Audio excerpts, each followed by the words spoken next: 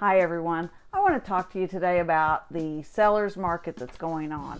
It's hard to get a bid in, and many bids are cash offers. So let's talk about some ways that you and your realtor can navigate these waters. And you really do need a professional realtor to help you out. Let's go check it out.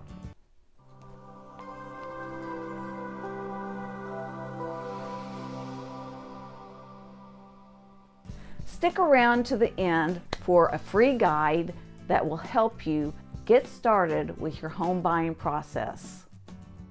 There is no one-size-fits-all solutions in this buying in a crazy market like this.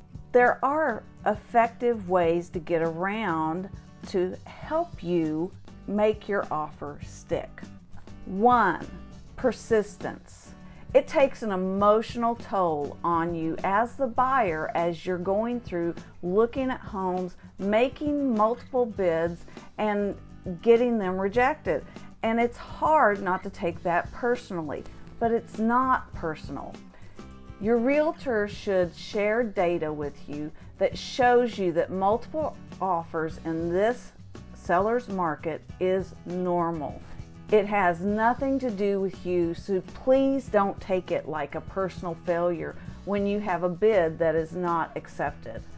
Buyers are still finding homes in this crazy market and in this great scheme of competition, and you will too if you have a good agent on your side. Personally, when my buyer's bid is rejected, I tell them that there is a home out there that is meant for them, and I truly believe that when a bid is rejected, that it is because there is another place that is suited just for that buyer. A good agent is going to highlight and demonstrate your financial strengths. He or she is going to make your offer stand out, maybe by showing that you have a higher down payment. Maybe you have more earnest money. Submitting the offer before the review date and time are very important. I'm sure that all of you have seen listings where it says, we will be reviewing the offer 2 days from the beginning of the listing. Well, you know there are going to be multiple offers, so your offer needs to stand out, and your realtor will make that happen. These strategies will strengthen your intent and can reinforce the notion that you as the buyer are well qualified and committed, and your real estate agent is going to present you as the best. Your real estate agent will discuss with you ways to sweeten the offer. For instance, sellers are a little bit worried about where are they going to move. So you could sweeten the offer by being a little flexible and offering them a lease back arrangement where they could lease the home from you until they find their new home. That goes over very well. Your realtor can also help save you some time by using technology, by going into a home and videotaping it or taking 3D pictures and sending them to you, and that way you can kind of see what is out there and see if you find it desirable to go see yourself. Some things buyers need to avoid. Don't waive the home inspection. This practice poses risk to you in the short and the long run.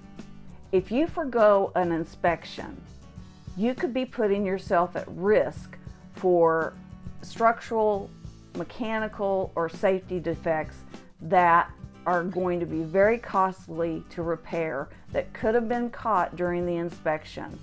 And you do not want to step into that situation unless you're possibly an investor and you're remodeling the home after. Check out my home inspection process for what to ask before, during, and after. Next, waiving the financial contingencies. This can put a buyer on the hook if the house does not appraise for the purchase price. Oh, there goes my dog. He'll calm down.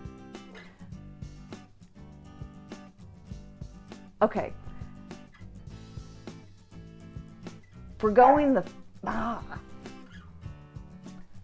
That's Presley. Waiving financing contingencies can put you, the buyer, on the hook in bridging the gap between the appraisal and the purchase price. And you don't want to do that because your lender will not pay over the purchase price. And you'll either be stuck with paying the amount over the purchase price or having to walk away. And if you walk away and you did not have the appraisal or the inspection clauses marked in your contract, you will probably lose your earnest money, which your earnest money is very important in showing that you are intent and very serious on buying the home. So don't waive the inspection or the earnest money. So don't waive the inspection or the appraisal. Some buyers want to write love letters, and this can put the buyer and the agent at risk for the fair housing violations, and you don't want to do that. You might be trying to sway the seller. Yes, of course, I know, but you don't want to sway the seller in a way that makes that seller feel sorry for you because of some type of condition or a personal demographic that you want to be in. So that could unlawfully impact the seller's decision, and we want to stay away from that. Your agent is the key to a winning strategy. You count on your agent to create a winning strategy so that you remain motivated, and it helps navigate those obstacles that are in the real estate process. So go out there and find an agent who is going to be your partner and will navigate these turbulent waters of selling and buying in real estate today. You might also like to take a look at my video about what to do once your bid is accepted. If I can help you in any way, you can call or text me anytime, or you can send me an email and I would be happy to answer your questions. Ask a question below in the comments. It will help everyone.